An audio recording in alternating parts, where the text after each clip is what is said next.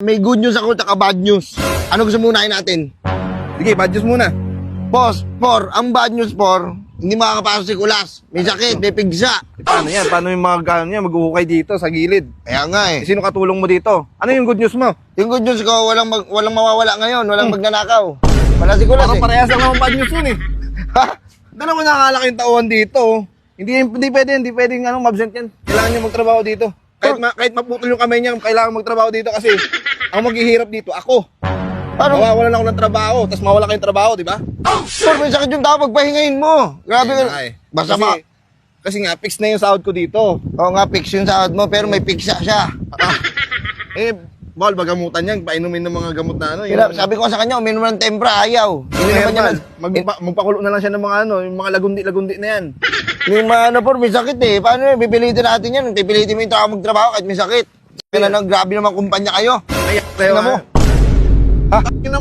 Parang gusto mo ipagsuntukan sa akin ah. Di ako lalaban sa'yo. Mura-murahin kasi mas mataas ako sa'yo. Ganito ka lang oh. Too small. Anong ganap natin ngayon? Paano yan? Ikaw lang mag-isa dito. Ayoko magtrabaho ko lang mag-isa. Kami nga ang dalawa, tapos ako lang magtatrabaho ibo. Pilitin mo yun.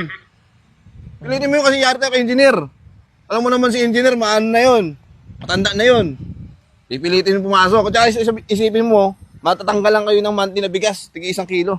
Sa isang buwan, may 1 kilo kayong bigas. Paano yun? Pati ako damay. Damay ka. Wala naman akong sakit ah.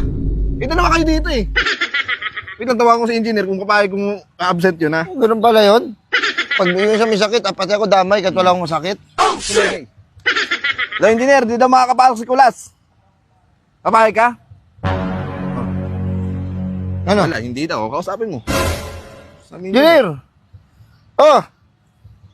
May sakit, may pigsa. Ang pigsa eh. Grabe naman kayo.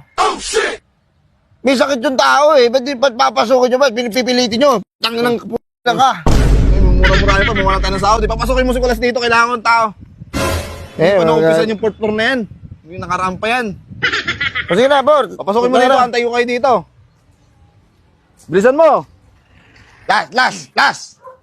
Hoy! Last! Ba't bumalik ka pa? Akala ko nagawa ka na doon. Last, nagagalit si Foreman. Hindi ka papasok. Bakit may ganito ako? May sakit ako, may pigsa. Hindi nga pwede, nagagalit nga. Magagalit pa, nung grabe talaga manhid ng tao na yan. At yung tao niya, hindi talaga siya mag-ano. Basta makakita siya, O kumita siya, tapos yung mga tauhan niya, wala. Pagpag lang. Ayop na yan. Tawag ka lang, hindi ka pwede, alisin ka sa trabaho. Pre, hindi ba pwedeng ano, pre? Hindi talaga ako makabuhat, pre. Sige, tiisin mo yung sakit mo, o wala kang kumakain. Hindi ko na yung bag ko. Diba? Tiisin mo na. Grabe yan si Foreman talaga. Sige na. Ako, ayoko rin pumasok. Hindi talaga ako papasok niyan. Yan. Hindi ka rin pumasok pag wala ko, no? Galas. Galit si Foreman, gagalit eh. Loko-loko talaga yan.